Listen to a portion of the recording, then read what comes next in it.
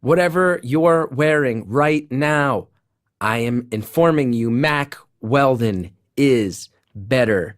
Anytime these people want me to endorse what they're selling, proudly do so.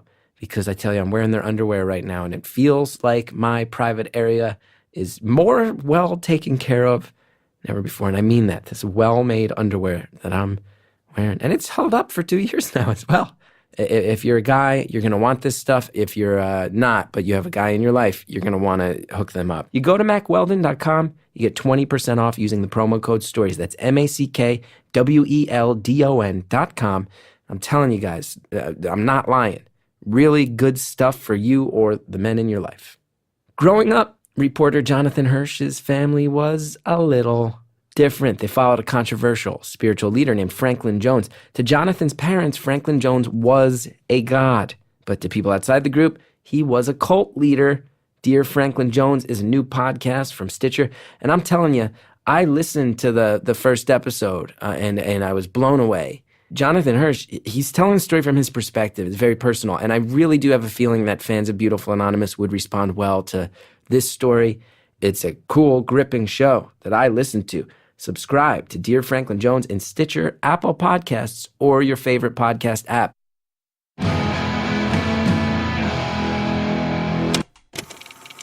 Hello to all my Gowanus cool cats. It's Beautiful Anonymous. 1 hour, one phone call. No names, no holds barred. I'd rather go one-on-one. I think it'll be more fun, and I'll get to know you, and you'll get to know me. Hello, everybody. It's Chris Gethard, your pal, on the other end of a mysterious phone line, bringing you the show where you get to eavesdrop via audio on someone else who shares details about their personal life, oftentimes overshares details of their personal life. Feel very lucky to do this show. Feel very lucky that you're tuning in. Thank you so much for that. A couple tour dates up at chrisgeth.com and Bloomington, Indiana, and Chicago, Illinois. You can check those out if you're in those towns. I'll see you in a couple of months. What else? Last week's episode. A lot of people responded positively to this one. I will tell you. Yeah, I want to go ahead and thank the caller again. And one of the things a lot of people in the Facebook group were thanking the caller for, talking openly about fertility issues, infertility issues, the fear that comes along with that. There were a lot of people saying, hey, I dealt with this too. No one really talks openly about it, and it was so nice to hear someone just put it out there. And I think that's very true.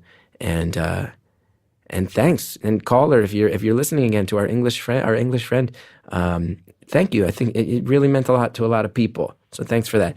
You know who didn't love the call was Londoners. People from London. The caller has said London, not her favorite place, to say the least. And I had some fun with that.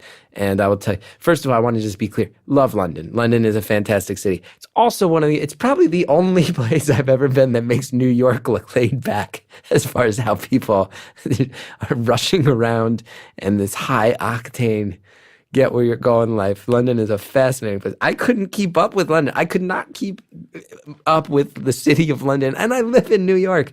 But London is amazing. It's amazing. I want to be clear on that. And a couple of people, I had said I felt like the London audiences didn't love my career suicide shows when I did my run out there at the Soho Theater. And a bunch of people in the Facebook group said, hey, I was there. I liked it. The crowd I was with seemed like they liked it.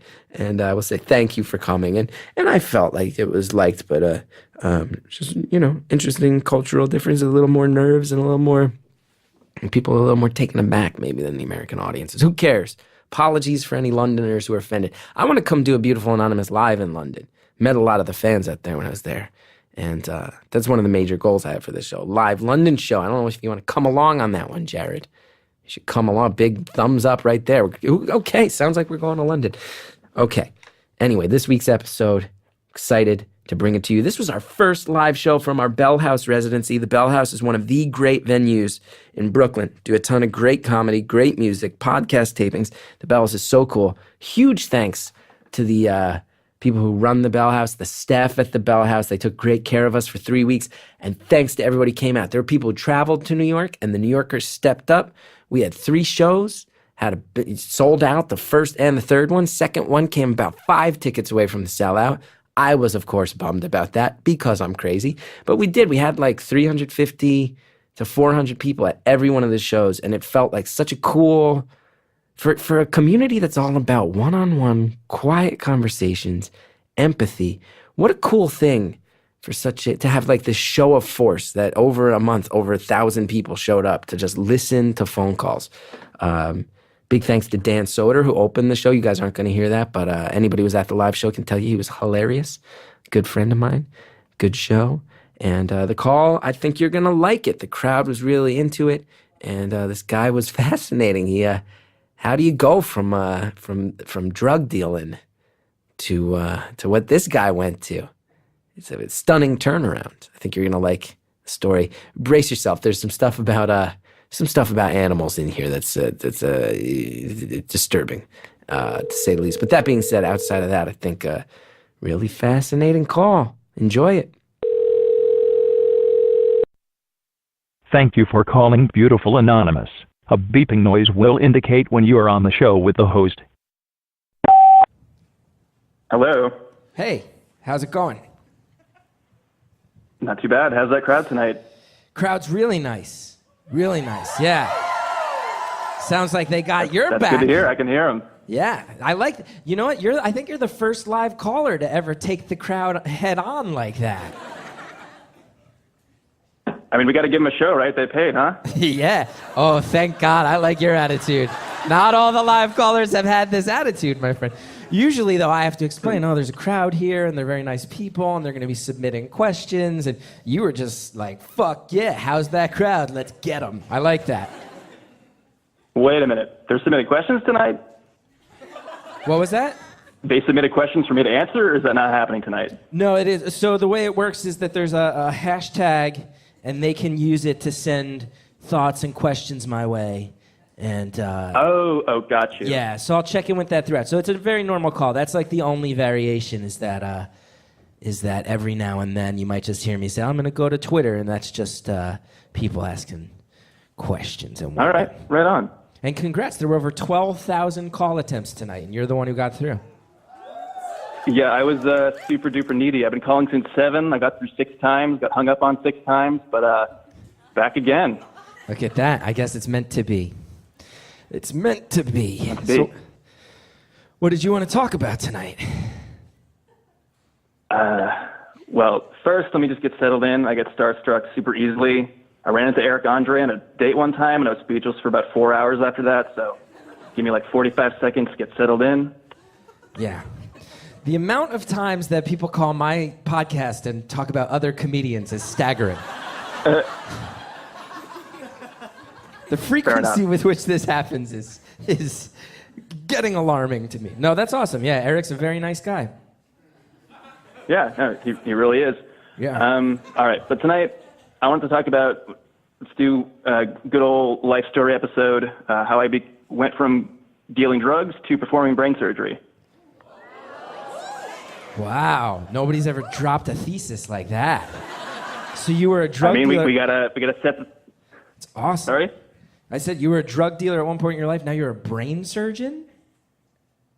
Well, let's start from the top, right? Yeah, let's do it. Let's do it. I'm just gonna settle in. All right. Well, I am from the East Coast, from a good old quiet suburb on the East Coast, and I was a pretty well-adjusted kid for a while, keyword for a while. Then middle school came, and that's a pivotal point in many of our lives. I was bullied mercilessly, and I should say I don't trust anybody who wasn't bullied in middle school. Like my girlfriend right now, we're very happily together, but she had a great middle school experience. She was super well-adjusted, didn't get bullied, and I just don't, there's something in me that just can't trust those people fully, so that's a constant battle that we're dealing with. Yeah, but because logic would dictate they were the ones doing the bullying. Oh, absolutely. Yeah. So middle school. So yeah, my nickname in middle school was Sideburn Kid, which seems pretty innocuous, but people found plenty of ways to just make my life as miserable as possible. Kids are so just ingenious with the types of torment that they can come up with. They would write my phone number, or rather my parents' phone number, on dollar bills like tons and tons of dollar bills and just write like "fuck with this kid" and just send them out into circulation. Oh. And my parents would get like 50 phone calls a day being like, "Hey, you got to screw with this kid." I do love that as an adult, even you chuckle while telling that story, though. I heard that little chuckle in there. Oh, it's absurd. I mean, I give them plenty of credit. They were incredibly creative, but yeah, made for quite the middle school experience. Yeah, sideburn kid. They'll just pick anything. Kid. That's like a cool thing. I was mocked for not having the ability to grow any hair. Well, I should say they weren't real sideburns. I thought that I could trick people into thinking I had sideburns if I just grew the hair higher up on my head, lower down, and then just kind of carved around my ears, and people would think I had sideburns, kind of like Hasidic Jews, but not exactly.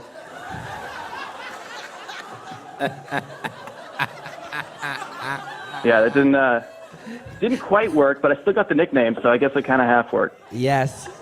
Kind of like Hasidic Jews, but not really. I love that that's not been really, said. no. Love it.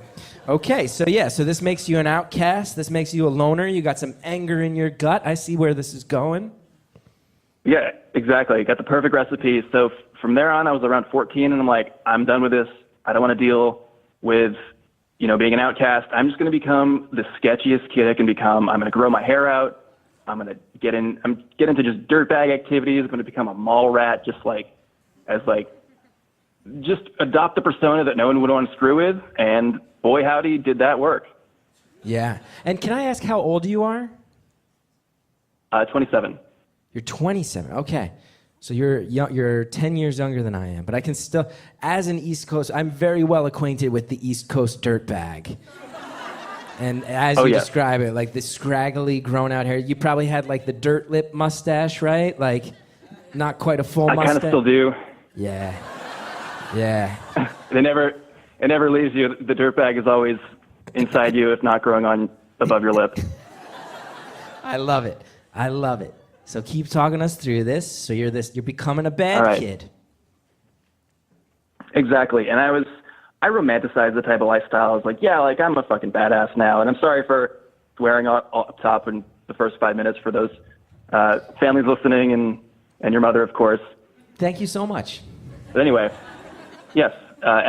So of course, naturally, when you're adopting that dirtbag persona, you get into doing drugs for yourself. But you realize, I got to take this to the next level. What's the next thing I can do? Well, you got to sell them, of course. Wow. And being 15, I had, a few connections, just being in that dirtbag realm of people I could reach out to. And I finally found a connection of someone who could hook me up with my first large quantity of marijuana. And I'm like, that's great. I can get in that way. I know the product myself very well. I know there's plenty of other dirtbags who would like it, so let's do this. So I set up my first pickup right across the street from a maximum security prison. So you roll down to the prison, pick up a ton of weed. Well, I didn't exactly roll down. So there was a maximum security prison and then a highway in front of it. And then across the street was a halfway house where people who are, on the way out of prison are hanging out, doing whatever they do. Yeah. So the pickup point was under a garbage can at the halfway house, which in retrospect was the stupidest place I could have picked up a felony amount of marijuana, especially in a state where it was completely illegal at the time. And that was certainly poor judgment on my part, but I wanted to do this. I wanted to get into this lifestyle. I wanted to do this. So I ran across that highway, went around the back to the garbage can, wonder where this guy left it for me. And as soon as I grabbed his bag, of course, an armed guard walks around the corner being like, hey, what's going on with you? And I just completely bolted back over the highway. I mean, I was 15 years old, so he probably just thought I was just some idiot, which luckily I was, and that's he didn't come further after me, so I got my bag, got the hell out of there, didn't end up in that maximum security prison, and I hit the streets. I hit them hard. I have no idea how in 50 minutes you're going to take us from picking up drugs from the halfway house garbage can to brain surgery, but I'm all ears. I'm all ears. Wow. So that's it. So you start with weed. Does it stay with weed or does it build? It does stay with weed. Luckily, there was a high enough demand for me to stick in there. But yeah, I got in my lane very quickly. I got a little crew together. So there's three of us. There's me. I had the connections, a little bit of cash up front. There was the dude with the sick phone. He had a sidekick. If you remember, there was a phone with like the 180 flip screen. So dope. He was like the phone connection guy. And then we had the driver who had this like horrible like 1995 Honda Civic with like the loosest stick shift. But he was the transportation. And we took over this like 4-town radius I'm not going to say the area, but on the East Coast. And we ran that high school. We ran shit. It's like a very sad suburban version of The Wire, huh? And you're Avon. You're Avon Barksdale. Yeah, more or less. So yeah, we're getting in the groove of it. We're doing our thing, and our biggest client who purchased the most from us was a mother of a student at the high school. And Yes. the deal that we set up, we were like 16, is that we would provide her with marijuana and she would provide us with alcohol. But the catch was she wanted us to drive her because she didn't have a car herself. But she had the idea in her head that, well, it would look silly if, 3 teenagers were driving this middle-aged woman to the liquor store. So she should take the driver's seat. And that was the biggest mistake because, well, first of all, she's buying drugs from children, so she's probably not the most responsible person. But I lent her my vehicle one time, or rather my mother's vehicle, which was a 1999 Dodge Caravan, so like a nice soccer mom car. She gets in the driver's seat, proceeds to consume a handful of cocaine. Like she provided her own cocaine. We weren't in that business. She provides her own cocaine. Well, that's always exactly. good. Yeah. Well, let's consider it at least. So she's getting coked up while driving your mom's Dodge Caravan. Yes, driving the soccer mom car, takes it on the highway and is going about 115 miles an hour in a soccer mom car, which I didn't know was possible. So kudos to Dodge. But that was the scariest half hour of my life, crossing a state border to where the taxes were lower so we could get a better deal on our booze. And you think I would have learned my lesson after once, so we did this about 12 different times. Wow. All to get booze. Yeah. When you're 16, it becomes one of the most important things, partying. It's so simple, but it's just simply because you can't do it, you just want it all that much more.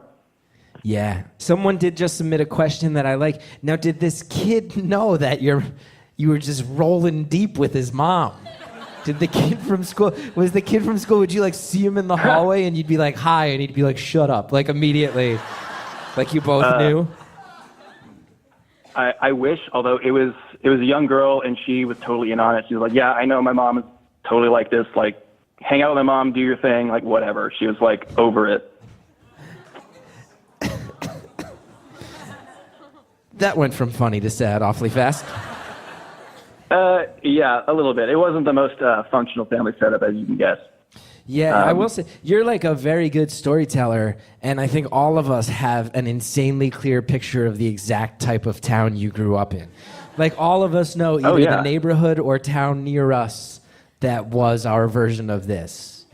You're doing a definitely great job on that. People on the hashtag are trying to guess what state you're from. One person saying, I'm from Maryland. He definitely sounds like this is Maryland. Whereas in my head, I'm like, this is Jersey all the way. Interesting. Well, yeah, luckily I have the most generic accent, so good luck to all you guessing. Wow. You don't have to be cocky about it. Anyway, you mentioned earlier on that I had 15 minutes. Is this a half-hour call tonight, or is this the full hour? Full hour. You have 46 minutes left. Okay. All right. So I know what pace to take us at. Okay, cool. I like that. Because you're planning. You're like, how aggressive and hard-hitting do I have to be with the bullet points of this dope-ass story? I like it. I see how your brain works. You're the ultimate live caller. Thank you so much. Sometimes we get these live calls. Sometimes we get... Yeah, the crowd is appreciating you. I get to just sit in a chair and enjoy this one. Sometimes you get live callers, and I'm like, hi, what do you want to talk about? And they're like, I don't know. And it's that for an hour. You're like strategizing what's the best way to drop the bombs in this story. Okay, so you're rolling around with moms, doing cocaine, you're selling weed. How does this build? Yeah. This doesn't sound like a thing that ends well. Yeah, you're right. It didn't end that well. I mean, it was going well for a while. I mean, I got a job at Rite Aid to like cover my tracks of where all this cash was coming from. Which you said Rite Aid. Did I hear that correctly? Rite Aid. Got it. Rite Aid Pharmacy. I love that. I'm the town's biggest badass. Welcome to. I love it. And Rite Aid's definitely like the bottom of the pharmacy totem pole. It's like barely better than a 7-Eleven. Like it's down there.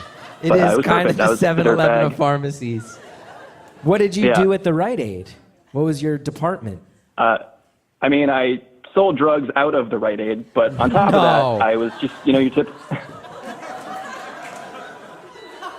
So you were a de facto I was your typical. pharmacist. Oh yeah, exactly. I mean, they sold Percocet in the back, and I sold marijuana up front. Love it.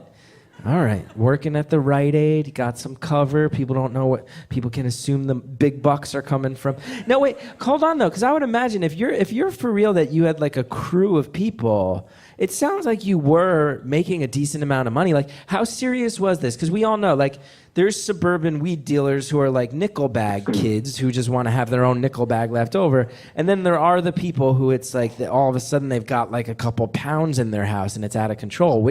How far along the spectrum were you? I don't know, probably in the middle there, because the guy who I picked up from after Halfway House Madness, my regular guy after that, he was pretty big time. Like, you'd walk into his house, it was like a scene from Breaking Bad. He had safes. He'd open up a safe. You would see firearms in there, pounds of weed, cash. There were always like 5 naked women just hanging out in his living room. And I was like 16, so I was like, okay. But I was not that big. Right. You're at the Rite Aid. You're like, someday. Someday, yeah. I'll work my way up to the naked women in my living room. So this is like you're living the lifestyle, though. You are a young kid who's caught up in this. Yeah, I was like 16, like pulling in like $1,000 a week, which is like, that's big for anybody, but for a 16-year-old, like that was pretty significant. Yeah. So this is going on. Yeah. And this is all through high school. This is just in high school. I was a child. Yeah. And no teachers or principals or cops ever, nobody ever figured out this was you? So I'm sure my name must have gotten around, but I wasn't the only dirtbag in town. There are other like small-time dealers. So like, police and teachers. I didn't do it at school. It was strictly an after-school extracurricular activity. Yeah. You put that one on the college resume? Extracurriculars. Yeah. Selling weed. Entrepreneur. At Rite Aid. Okay. Yep. Yeah, you got it. But anyway, you mentioned that this couldn't end well, and it didn't. I can't remember the order of things that happened, but my driver, his parents became privy to what was going on, and they called one of those kind of like Scare You Straight programs where they come into your house in the middle of the night and kidnap you and put you in the back of a van and send you off to a farm in like upstate Maine or something. Oh, like a boot camp? Yeah, so my driver just disappeared one day, and I didn't find out until 3 years later when he got out, or not, maybe 2 years later when he got out. He's like, yeah, I got kidnapped in the middle of the night, and like a bag over my head, put into a van, like the whole deal, like Scare You Straight. And like one of those things like, you used to see on like the Sally Jesse Raphael show in the 90s. With some drill instructor who'd get in your face. Holy shit. That's exactly what happened. Yeah, so he disappeared, so that was not a good sign. And then my parents' house got broken into while we were away on vacation, and I got robbed of everything. So at that point, I decided I should probably hang up the old drug dealing gloves. I should probably hang my jersey from the rafters. It's about time. Gonna retire. When you say that they got everything, you mean someone came in and stole all your drug supply and your money and all that? Yeah, so they didn't touch a single thing of my parents. That's terrifying. I had a little safe that they stole my safe. They got all my cash. They got all my drugs. They got it. When you're a 16-year-old drug dealer and you're convincing yourself you're a big shot, and then someone breaks into your house and takes all of it, that must be a very sobering reality moment. It was pretty deflating. It was, pretty sobering. Yeah, because that means somebody like knows who you are, knows what you're doing, and is like, I'm going to take your shit. Come back at me. Let's see how real you are. That's basically what's happening. Yeah, and I'm not an aggressive person. I hate conflict, which not the best line of work to be in if you can't handle a little fight. So I think I got out definitely at the right time. Yeah. So that's cool. Yeah, that was 2 years, and so that was drug dealing, and then I wasn't like too interested in college. I mean, you've famously said school's for the birds, so I was pretty much in that mindset for quite a while until one movie changed my life, the 2001 Jake Gyllenhaal drama, Donnie Darko. Hold on. I don't think I'm the only person in this room who will say that's one of the last movies I expected. So a movie about a moody teen who can create wormholes in his mind, sometimes sees a rabbit. This is what leads to you somehow becoming a brain surgeon? Yeah, that's the movie. You got it.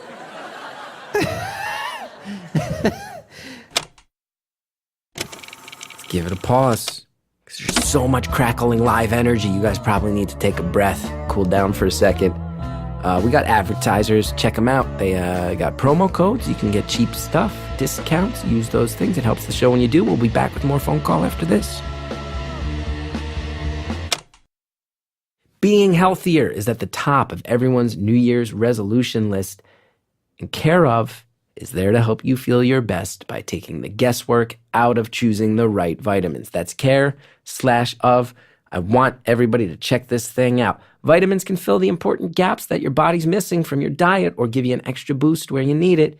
Just take Care of's fun online quiz and answer some questions about your diet, health goals, and lifestyle choices. Then Care of uses your answers to create personalized vitamin packs in minutes. Each box includes a month's supply of individually wrapped packets for easy grab and go. It's like having a one-on-one nutritionist all without leaving your house.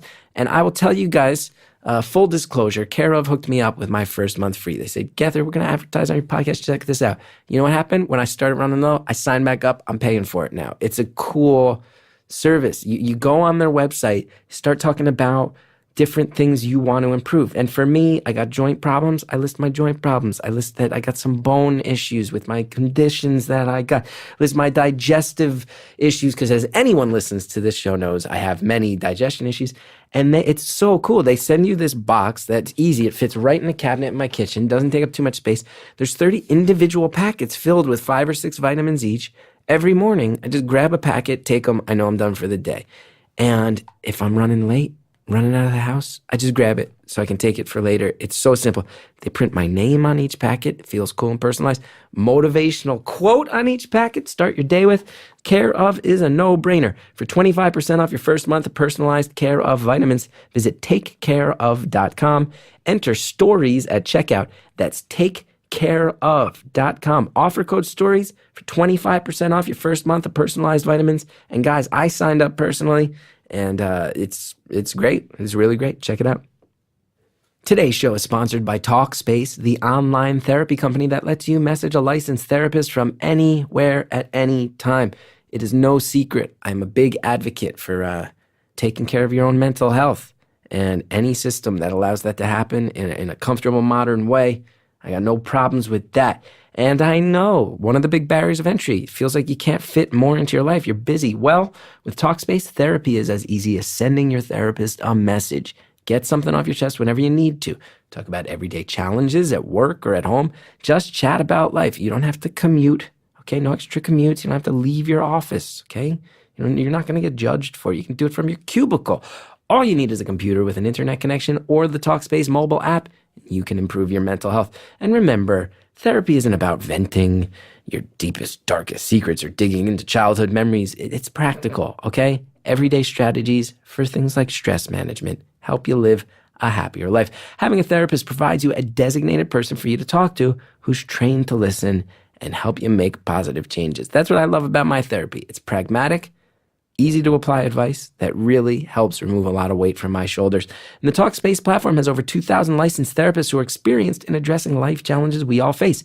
To match with the perfect therapist for a fraction of the price of traditional therapy, go to Talkspace.com/beautiful. Use the code beautiful to get $45 off your first month and show your support for this show. That's beautiful at Talkspace.com/beautiful. Thanks again to all of our advertisers. Now let's get back to the phone call. So a movie about a moody teen who can create wormholes in his mind, sometimes sees a rabbit. This is what leads to you somehow becoming a brain surgeon? Yeah, that's the movie. You got it. Okay. Break it down. I watched Donnie Darko like twice, and I thought it was pretty good. Explain to me how it changed your life so much. Sure. So it wasn't necessarily the movie itself. Like, yes, it's a great drama. Love me some Jake Gyllenhaal, but it was more of the context that I watched it in. So I was kind of just a piece of garbage dirtbag, but I had a good friend of mine. He was probably my best friend at the time, who was not a dirtbag. He was set for like a great college. He was going to be like an astrophysicist. So like he was this really brilliant dude. And I watched this movie with him. And, you know, Donnie Darko deals with themes of like time travel in different dimensions. So it's a thought provoker. So it got he and I talking about just sort of existential phenomena. And through our like hour-long kind of stargazy conversation, he's like, hey, you know what? You're actually kind of a smart person. And I was like, huh. And we kept on talking, and he's like, you should probably go to college. Like, you're naturally smart. If you just kind of directed that, like, you could probably be doing some good things. And that simple movie and conversation really resonated with me. That was like my last year of high school, that I was like, I should turn my game around. I should start trying. And that's when I realized if you just pay attention in class and then do the work, you get A's. It's that simple. Wow. Hold on. So many reactions. First of all, it sounds like you were still smoking weed, huh? You stopped dealing. Yeah, there was. We were definitely imbibing during that conversation. I mean, it sparked that creativity for sure. Just the breakdown of that. Put on Donnie Darko, and your buddy's like, yo. You're pretty smart, man. Like, you can see everyone had that conversation in high school. That's amazing. But no, here's something that's making me laugh, though. How many times did, like, authority figures sit you down and say, like, you have so much potential? Had that happened at all? It did. I mean, I was always naturally just one of those people who didn't really need to study that hard, and I would do pretty well, like, not trying. So if I just tried a little bit, I would do great. So people definitely saw potential. You know, my parents knew I was like getting into a bunch of trouble, and like they were obviously not happy about it, but you know, they could only do so much. Anything short of sending me to Maine, getting kidnapped in the middle of the night, anything short of that. Wow. And then one viewing of Donnie Darko, that Echo and the Bunnymen song hits, and your whole life turns around. Yeah, man. That's all it took. Wow. That's pretty crazy. It took one person to tell you you might have what it takes. Exactly one person, and then you stepped up, and it happened. Yeah, I mean, and again, when you're 16, 17, like, you aren't really listening to anybody over the age of 25 because they're just over the hill. You want nothing to do with them. So if a teacher or a parent says, like, hey, you got potential, you're like, all right, got it, Dad. But I get it. Your peers is like, hey, you're kind of a smart person. Yeah, definitely. Yeah, 25 super old, yeah. Well, when you're a teenager, it's... No, I know. It's my own insecurities. I'm approaching 40, and I'm looking more and more like it every day and feeling more and more. Anyway, it's not about me. Continue with your story. 40's the new 30. 40's the new 30. They keep telling me that. And then some days I wake up and I'm like, oh, my knees. It's probably going to rain today. Yeah. And I'm like, what the fuck is going on? What am I turning into? I was cool like a year and a half ago. What is going on? I hear you, man. Okay, so your senior year, you turn it on. I turned it on, yeah. I got my game together, and SATs, did all that stuff, applied to schools, got into kind of a mediocre school, and I was like, okay, that's fine. Like, I can go there and prove that I know what I'm doing, and then transfer out, and that's what I did. I went to some kind of middle-of-the-road school and got straight A's for a year. Then I applied to a better school and transferred and went to a better one, and that's where I finished out, and I studied neuroscience. As you can see, where we're getting to the brain surgery aspect.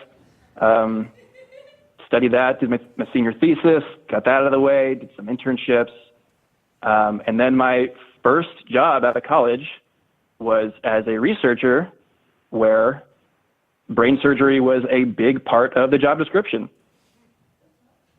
Wow. And I should draw a distinction. So there's medical science, and then there's academic science. And in the medical field, if you want to do surgery, you need to go to medical school and do residencies, internships. You need to be like 10, 12 years into your career before you even think about slicing a person open. In academia, all you need is a can-do attitude, and that's it. All you need is a can-do attitude, and then you can cut into a brain? So not a human brain, into any animal you want, whether it's a non-human primate, a rat, a fish, a bird, a housefly. What? Do whatever you want. This is the first time I've ever thought that houseflies have brains. They have brains? I guess they have brains. They have eyes. They got brains. That's how dumb I am. That's how smart you are. You actually do brain surgery, and I just said the sentence, I guess they have brains. They have eyes. I said that out loud. I said that out loud in front of people who paid money to be here. That's not okay. Wow, okay, so you've never cut open a human brain, but through your academic pursuits, you're cutting open a lot of animal brains. I mean, I cut open a few post-mortem human brains, but I've cut open over 200 living animal brains. Living animal brains. Wow. And this is for research purposes. So just so I can be clear, this is not, are you eventually going to go to medical school and pursue the medical route, or this is the context in which you are involved in cutting open brains?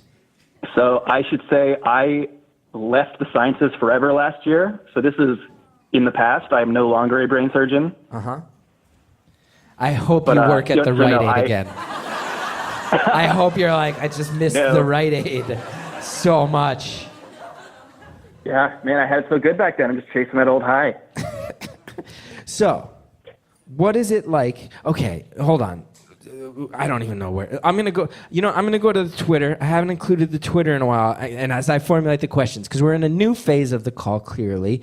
Let's see. Mm-hmm. Sam Hodge wants to know, what skills did you take from drug dealing into your later pursuits? That's a great question. I never thought about the connection. Well. Yeah. Huh. Are there any skills you learned as a young hustler? I learned the metric system from being a drug dealer, and the sciences deal exclusively in the metric system. So that was a pretty easy transference of knowledge. Getting a lot of Donnie Darko opinions. We're getting a Donnie Darko sucks from someone whose name is Baby Elvis on Twitter. We got no. That was from someone named Broden. Baby Elvis says Donnie Darko, great soundtrack. My bad on that. Donnie Darko, this guy is my soulmate. Samara asking, how many lives would you say you've saved because of a fucked up Jake Gyllenhaal bunny? I don't know if I've saved any. I've definitely ended a lot of animal lives, unfortunately. I'm hoping one day my research can inform some medical professionals. That's a great answer. Yeah, So I don't know how much... The research gets dark, but we'll get there. Yeah, let's get there, because I don't know how much you want to reveal as far as your pursuits, because I know these are things that are probably like published and I don't want you to like blow your anonymity, but what can you tell us about why you've been cutting open brains? Okay, so, I mean, I got into neuroscience sort of through the back door of psychology. Like I was really into psychology, having dealt with my myriad of mental health phenomena, and it's run in my family. So it's always been something close to my heart, and I wanted to get involved somehow. And so I was just involved in the cognitive aspects for a couple of years, but then the neuroscience door opened itself to me, and it was an opportunity. So I was like, hey, yeah, why not? Let's try this. And I kind of got a little pigeonholed into it, but once I started getting experience in it, I sort of took it and ran. So that's how I got into it. And an interesting tie to sort of back to my drug dealing days. Within the first week on the job, I got a call from the DEA. Wow. And it's maybe not for the reason you think. It had nothing to do with my past. It was because I didn't know there were very specific channels through which you had to order drugs like ketamine and morphine. I thought you could just sort of call the drug company and be like, hey, I want this much drugs. Send it to this address. Dude, you were a drug dealer and worked in a pharmacy. You should definitely... Yeah, I know. Wow. Yeah. So the DEA finally cracked down on you once you got your shit together. Because you're trying to order morphine. They're concerned. Okay. What's it? Okay. What's the first animal that skull you cut open to look at a brain?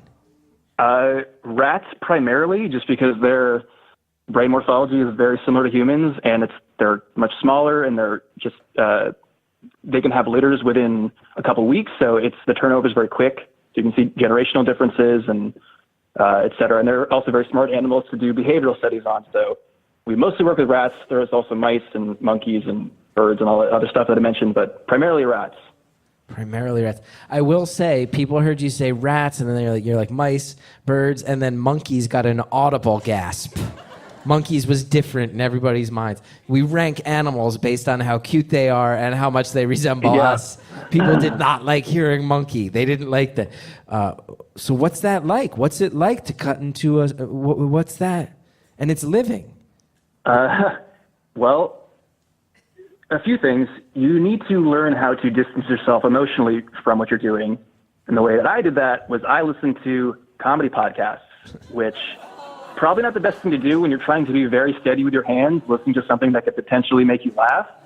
But that's something that I did pretty much every day to get me through my surgeries. Just pop on the old headphones and listen to some good old Pete Holmes or Tom Segura or, of course, Chris Gethard, just to get some chocolate to get through the procedure. Thank you for including me in the list. That's very nice of you. Thank you. Thank you for referring to Beautiful Anonymous as a comedy podcast. That really takes some... Well, this is before Beautiful Anonymous, but I found you through other methods. Don't worry. So appearances on other people's funnier podcasts. At the time, perhaps. That's fair. So you put in a good podcast. You're listening to old Petey Pants Holmes. You're cutting open a monkey brain. Yep. And hold on, because I have a cartoon vision in my mind. Are these animals are like sedated, or are you like poking around in their brains while they're awake? So we would do many of our experiments while they're alive and awake, but we would, of course, sedate them heavily, give them analgesics, give them ketamine, give them antibiotics, all these different procedures to keep them under while we were working on them. So they weren't aware of anything that was happening during the procedure. So that's one silver lining, but they were definitely aware when they woke up and they had this giant like metal implant sticking out of their head that wasn't there before, and they're like, what the hell, dude? So they'd realize, oh, I'm a cyborg now, and they'd freak out. Yeah, typically. And what was sad is that after the animals get surgery, very often they are neglected from the pack. So we keep them socialized as best we can, but after they become a cyborg, they get shunned from their society, and nobody else wants anything to do with them, which is very, very sad. The crowd is turning, my friend. The crowd is shifting. Man, not I didn't invent academia. They're not turning on you. They're not turning against you, but they don't like this as much as the tales of the Sidebird Kid. They don't like... It's a lot to process. It's a lot to process, isn't it? But I'm sure you had those feelings too. Yeah. Oh, yeah. I mean, that's ultimately the reason why I got out of it. But when I was there, it became just normal. You talk about, well, every animal needs to leave in a body bag so they can be further examined post-mortem, which means they need to be euthanized. And the word we would use for that is sacrifice, but for short we would say sack. So when you're done with an animal, you're like, all right, we got to sack him. Go sack number 14 and 15, which is kind of an aggressive word to use for ending someone else's life. Yeah, go sack him. But that's just the industry standard term, and we would sack hundreds of animals.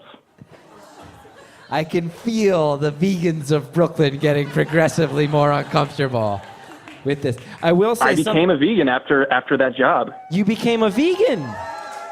Wow. I did. We'll have to get to that. Before we do, no, because that's really fascinating. Someone put in a question that I really love on the Twitter. Someone else who clearly I think works in your field or has studied it. They want to know, what's your fave brain imaging technique? DTI, flare, structural, functional, dish? So I didn't really use most of those. We mostly did calcium imaging and two-photon imaging. So that means a whole lot to you, I'm sure. But it was basically shooting different lasers of different wavelengths into these little optical windows that we put into their brains to see what's going on in there. Other than that, we would use electronic hyperdrives, and we would literally plug like a USB stick into their brain and read them in real time what they're thinking all about. You would put a USB stick in, and that would be able to record information, and you could then track what they were thinking and how they were reacting to things? Yeah, exactly. So it wasn't exactly a USB stick, but there'd be all these different electrodes that we'd very specifically dial down into different parts of their brain. And depending on the task we were doing, we would know if they were going to get it correct. We knew if they were experiencing something novel for the first time. We knew if they were pissed off. We knew if they were going to get it wrong. That we could tell based on looking at these waveforms, essentially, how the animal was going to behave. So it was cool to like see this impulse, and then the animal would behave that way like 2 seconds later. It was really fascinating to see that. Wow. I mean, and is it okay? You're so smart, and I'm about to ask a question that's so dumb, but just as I might not know the answer, but I'll try. No, believe me, this is a very dumb question. But as an idiot, I have to. Oh, why am I going to ask this? Oh, I'm going to sound so dumb, but I really want to know. Could you? Could you put a thing in an animal and then remote control it? I think now's as good a time as any to pause for a couple ads. This call is cooking, baby. You're going to want to come back for more. But before you get more, check out these ads. These people support the show. It's how I bring you this show every week. And there's promo codes, so you get discounts too. Use them. Support the show. We'll be right back. RxBar is a whole food protein bar made with a few simple, clean ingredients, which all serve a purpose. Egg whites for protein, dates to bind, nuts for texture. And I'm telling you, you guys have seen these. They're very cool. They're very interested in full transparency at RxBar. All of these ingredients, they list them right on the front of the package. No BS. And I love that. I love that. You look down, you go, okay, I just worked out. I need some protein. Cool. I'll grab this one. It's right there. I know exactly what I'm getting. This is not, there's no chemical. They tell you everything that's in there. Perfect for a breakfast on the go, snack at the office, throw it in your bag. Maybe when you're done with a bike ride or working out, hiking, whatever you need, it's right there. And beyond being a go-to snack that checks off all the nutritional boxes, RX bars taste good. Can tell you that. I very often when I'm leaving my house, I tell you, it takes me a long time to get going in the morning. Sometimes I don't have time to cook a breakfast or sit down for one. I grab an RX bar, and I never regret it. You know, I eat it quick, tastes good. I can look down at that package, see all the good things that are in my body. Nothing to complain about there. For 25% off your first order, visit rxbar.com/beautiful. Enter the promo code beautiful at checkout. That's rxbar.com/beautiful. Promo code is beautiful for 25% off your first order. Thanks again to everybody who advertises on this show. Now let's finish off the phone call. So, like, could you, like, put a thing in an animal and then remote control it? I think in the way you mean like an RC car or like a drone, you mean like that? Yeah, like then you could have a monkey that could climb a shelf and get a thing for you and you have a remote control. That's what I have in my brain.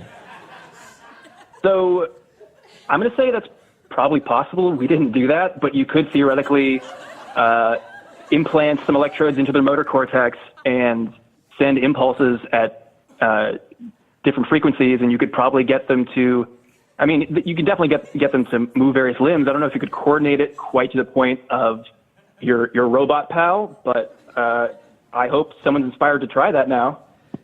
No, I don't want to be responsible for the enslaving of other animals. Just so someone doesn't have to... I mean, it'll probably happen to us. They're probably already working on shit like that too, right? Yeah. The government, I'm man. sure. Black ops, man. Yep. The government you might know. Is the government doing all kinds of weird shit that we don't know about in fields like this?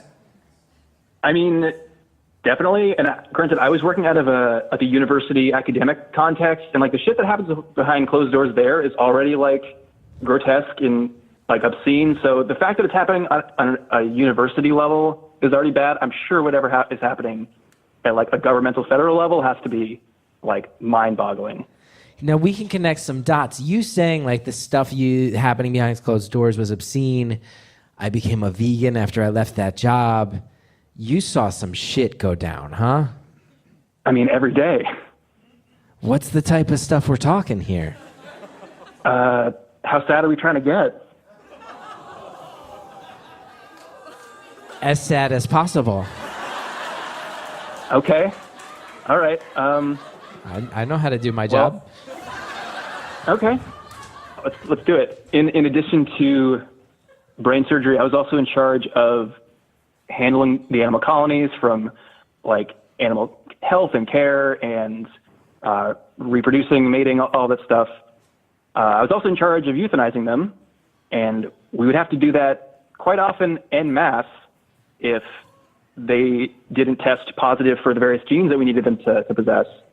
So there would be these like mini holocausts like on the weekly where we would have to gas like 50 animals at a time. And this is like mothers with pups, they're weaning, young animals, old animals, we just didn't have a use for them. And by law, we had to send them out in a body bag. We couldn't just take them home with us. So I would have to murder en masse hundreds of animals. Yeah, that's a shitty gig. That's a bad gig. And not just kill them once. We had to kill them twice to make sure. So every animal had to undergo 2 forms of euthanasia, and the second form was usually decapitation. Oh, hold on. What are you talking about? So you would kill the animals in a way with gas, which at the very least, I mean, it's brutal. The room is clearly reacting in a way like you clearly did, which is like this is evil, and on some level it feels like it has elements of that. So at the very least, though, gas is in some way more painless and somewhat more humane. But then afterwards, you would have to chop their heads off, and you had to do that? I had to do that. And then I would have to bag them up individually and put them in the freezer. Hold on. What? Can you just give us a list of some types of animals you have chopped the heads off of?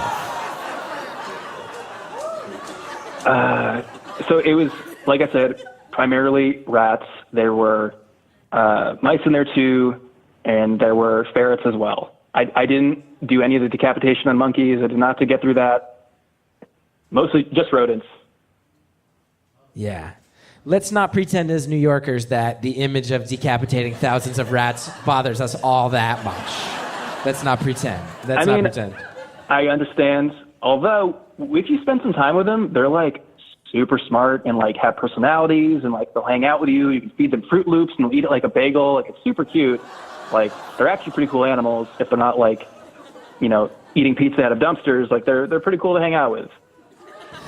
I love that. See, here's why I like you. Here's why I like you. Because you already sensed people were getting kind of like squeamish and emotional, and then you totally humanized a rat by making it eat Fruit Loops to make it even more. Yeah. To make it even... Wow, okay. They love Fruit Loops. Rats love Fruit Loops. We all learned that together tonight. And they have opposable thumbs, so like I said, they'll eat it like a donut. Oh, they'll hold it like a little donut and eat a Fruit Loop. And then you gas them and chop their head off. Immediately after. I give them the Fruit Loop to distract them and then hack their shit off. Exactly. Wait, you'd give them Fruit Loops to distract them? No, that would be... I thought you were saying... Worse, I misheard you. I thought you were saying you'd like give them a Fruit Loop and they'd be like, oh my God, my favorite... I mean, I was being hyperbolic, but it wasn't that far off. Okay, so I want to know where you would like to take this, because I'm sure we could keep getting gross and graphic about that, or you could tell, you could tell us. Was this I guess the main question I want to make sure we cover, whether it's now or later, is: was this just an overall burnout, or did you hit an actual breaking point where you were like, done, can't do this? I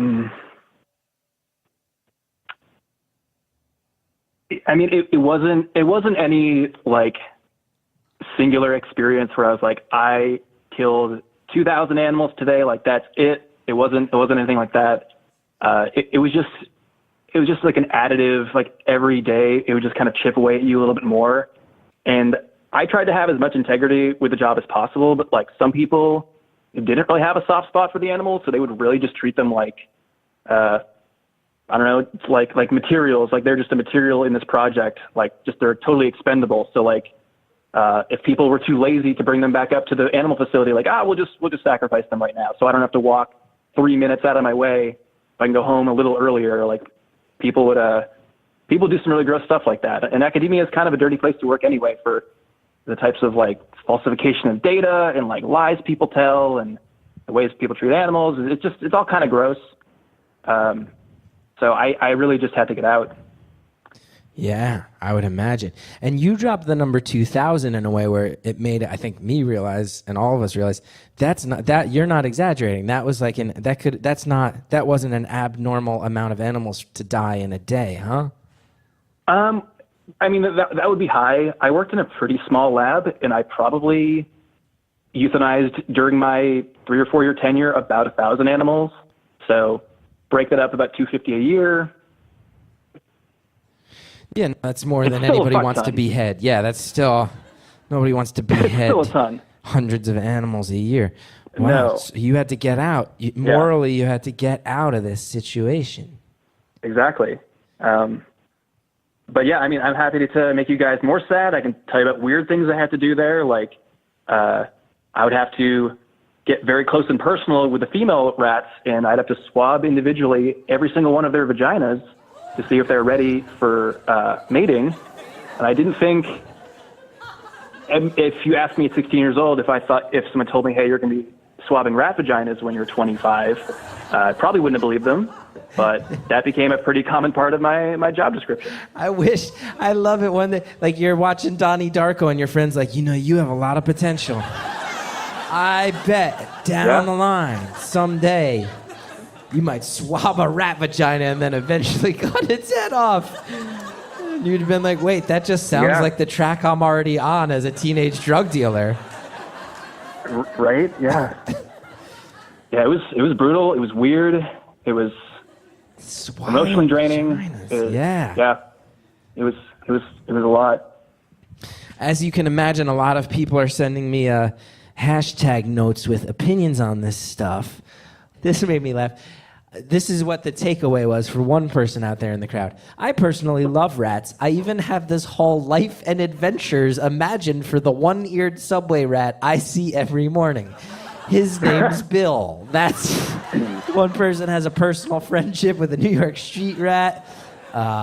There's some people urging me to make this one happier and more pleasant, to which I would say, that's fine. It's not, I'm not going to force it. It's okay. There's some people saying things like simply, that's so sad. Or, someone actually asking a question that I think is somewhat facetious, but someone was saying, was there a mouse guillotine? Like, were there devices to make this simpler, or did you have to get in there and, like, by hand? So we did have various little gas chambers set up. So that was made our lives simpler. But as far as decapitation went, we would have to individually, either with a razor blade or with surgical scissors, just get in there and make sure that brutal. Make sure the job was done.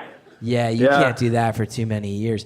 And then how quickly after you got out of that gig did you go vegan? You went opposite direction.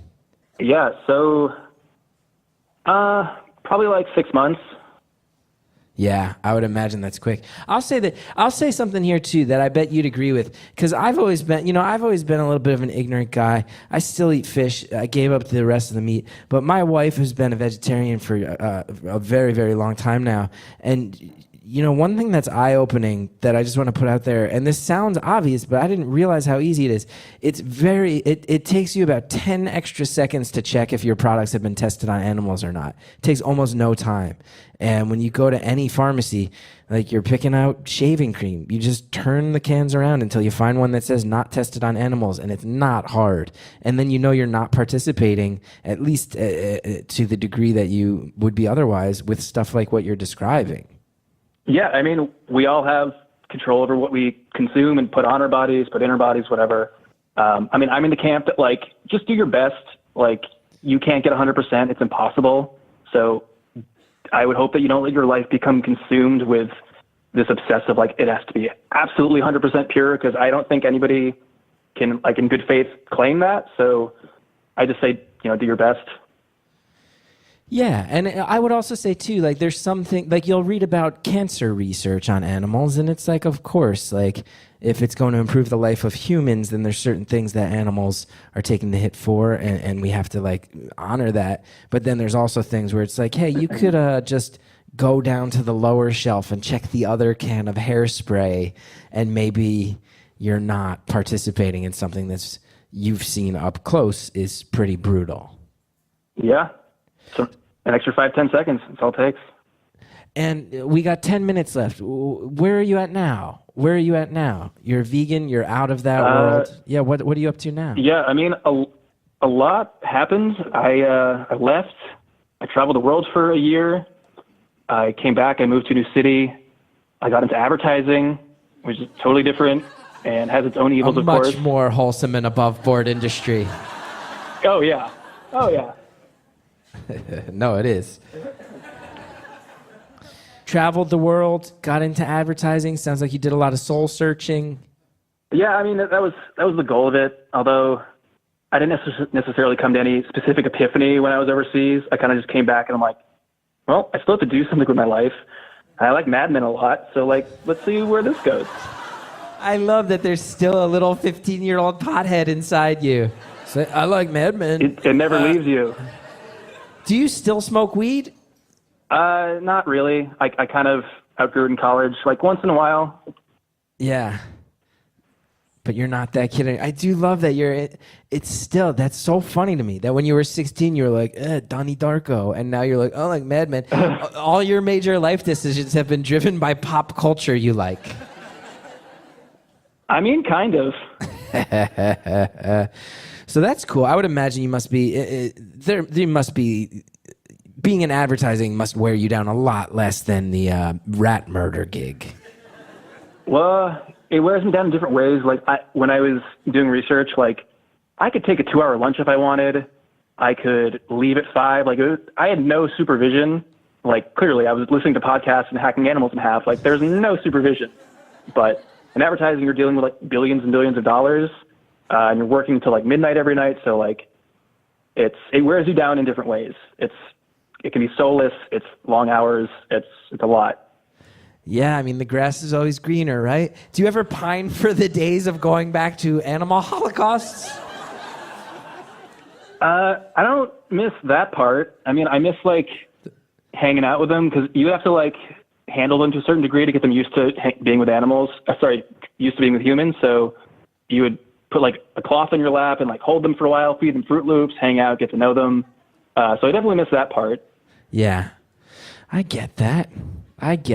Yeah. Here's the thing I'll commend you on too, because I've often gone on record on these crazy rants about how college sucks and this and that. But I will say you're the exact example of someone where I'm like, you actively made a decision that it would improve your life and you wanted to go for it. And I will say, all jokes aside and all weirdness aside and all like the overwhelming specifics of what your gig was aside, I do just want to say that that's really impressive to me. Like Donnie Darko or not.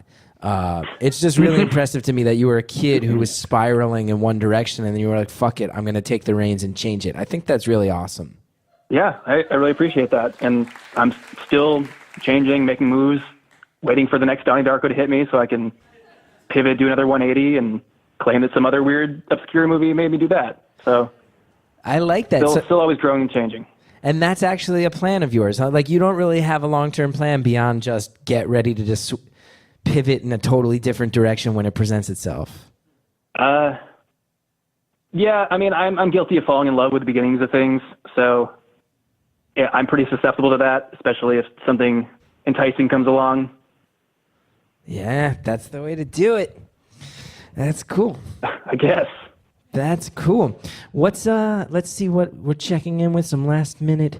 Oh, someone's saying now that weed's legal in many states, you should get back in the game. I like that. Not a bad idea. Not a bad idea. That's simple. What are your favorite vegan snacks? Favorite vegan snacks? I mean, pretty simple, like fruit. I don't know. I didn't eat fruit much before, but like, I don't know, fruit's pretty kick-ass. Like biting two kiwi, even leave the skin on if you want to get some extra fiber, like do that up. I really like those like super salty, like pea pod snacks from like Trader Joe's and those places. Like I'm pretty sure there's like no health benefit to them at all, but they look like little pea pods and they're super salty, and I'm all about those. I don't know what I expected your answer to be, but I love that it was fruit and super salty pea pods. I like that. Here's a thing that I think could be an interesting experiment is you were a kid who you got kind of pushed to a point where you were a loner. You were one of those people who I think we all knew those kids growing up. Some of us were those kids where it's like, fuck it. If people are just going to fuck with me all the time, I guess I'll just be bad.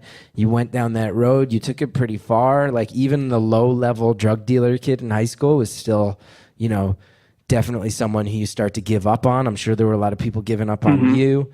Is there any, if there are any current teenage dirtbags listening, as someone who went in the opposite direction and took it, you went pretty far in academia, advertising, like you really turned it around. Do you have any message for any other teenage dirtbags who might be listening right now? Maybe something that the parents of some wayward, lost teens might be able to relay to their kids. Well, first cut your sideburns. Then after that, I'd say, I don't know, take a good, honest inventory of what you like doing or what you're interested in. Like, it's really easy to just let like weed or drugs or alcohol or some vice like kind of dictate your life. And I was there, and I get it, but I don't know. I think there's a lot more interesting things out there than just your vice. Like, you don't have to get rid of it totally. Like, you can still spend half your time smoking weed, but I don't know, spend the rest of your time like developing a video game or volunteering or like working like at a movie theater. I don't know, just do something that's interesting to you and fill half your time, just half your time with something that's not your vice. I love that. I love that any stoner team listening is like, fuck yeah, he said I could still smoke weed half the time. Yeah, you can still smoke and do the other thing. You can combine them if you want, just like do other things. That is very realistic advice that a kid might actually listen to. Just like cool it down for like a couple hours a day. Yeah, that's it. Bar's low, man. Like give it the morning and an hour in the afternoon where you're not high and see what happens. Yeah, that's honestly like a couple hours, you can accomplish a whole lot.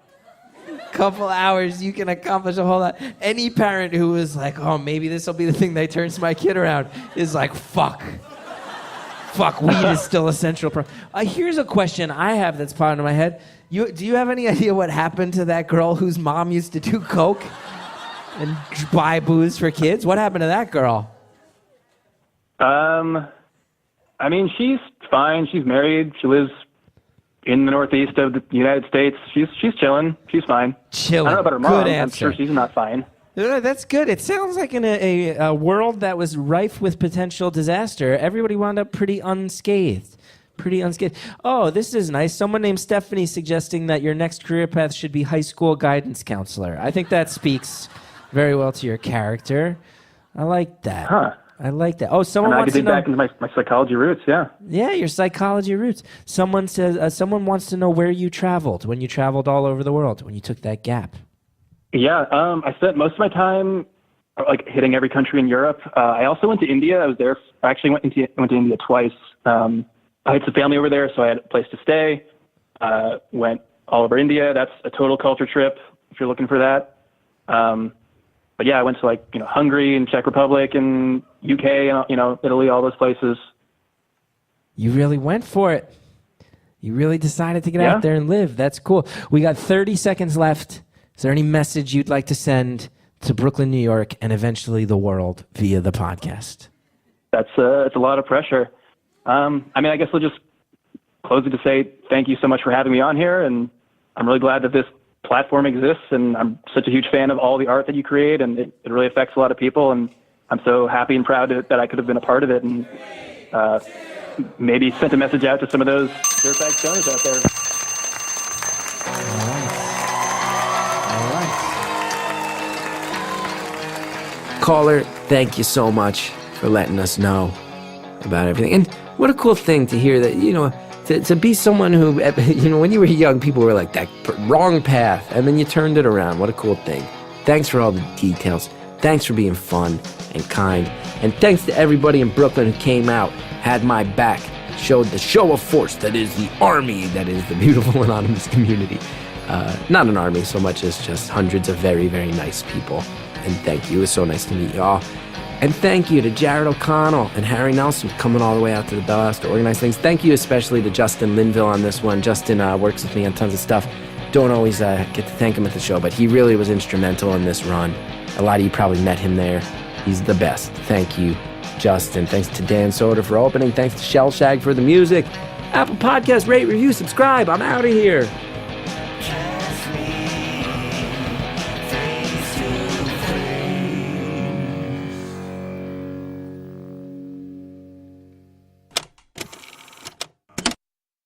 Whatever you're wearing right now, Mac Weldon is better. Get in on it. Men's Essentials brands. Okay, they believe in smart design, premium fabrics, simple shopping. I got the underwear. I got the socks. I love them both. Easy to buy, cool to get, well made, look good. My wife says it's a flattering cut. They got the silver underwear and shirts line. Naturally antimicrobial. They're not going to smell. They want you to be comfortable. If you don't like your first pair, keep it. They'll refund you. No questions asked. Go to MacWeldon.com. Get 20% off using the promo code STORIES. That's MacWeldon.com. Next time on Beautiful Anonymous, somebody who's getting married and about to have surgery explores their strange past. And I said, it's a real shame that you didn't do this before because as, a bisexual theater major in college, I'm sure that I would have benefited from an LGBTQ parent, and think of all the annual viewings of the Birdcage we could have done. You wrote that in the letter? Yeah. So I'm a writer, so there's that.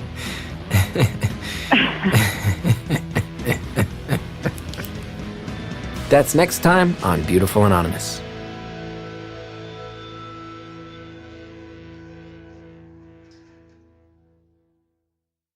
Hi, I'm Cameron Esposito, and I am so excited to bring the latest season of my show, Query, to Earwolf. That's right, Earwolf is now Queerwolf. On Query, I've interviewed some of the brightest luminaries in the LGBTQ community. That's what it is. It's like a hour-long chat show, like a WTF, with me and another queer guest. I've had musicians Tegan and Sarah Quinn of the band Tegan and Sarah, actors like Jeffrey Boyer Chapman and Evan Rachel Wood. I've had Transparent creator Jill Soloway, activists like Madden Lopez. The season premiere is out now with special guest Emmy winner Lena Waithe. Listen and subscribe to Query today on Apple Podcasts, Stitcher, or earwolf.com.